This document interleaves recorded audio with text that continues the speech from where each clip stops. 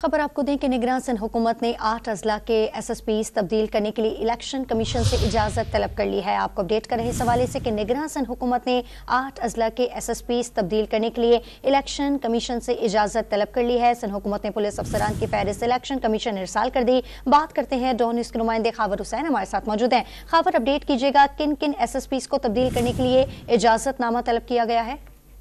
हुकूमत सिंध ने 8 अजला के SSP तब्दील करने के लिए इलेक्शन कमीशन से इजाजत मांग ली है। जुबैर नजीर शेख SSP सक्कर, सुहाई अजीज नौशहरो फिरोज में SSP होंगी, जबकि साजिद अमीर सदुजई को कराची जनूबी, कमर रजा जिस्तानी को जैकबाबाद, जबकि मोहम्मद कलीम को कंबर शदाद कोट में तैनात करने के लिए मंजूरी मांगी है। जबकि मीर रोहेल खोसो बदीन में, बशीर बरोही को कश्मोर में, जबकि अली असगर शाह को मटियारी में SSP लगाने के लिए इजाजत मांगी गई है। इसी तरह से सिंध के हुकूमत ने पुलिस अफसरान की शिकायतों पर नए अफसरान के लिए फहरिस्त जो है वो भी इलेक्शन कमीशन को अरसाल कर दी है।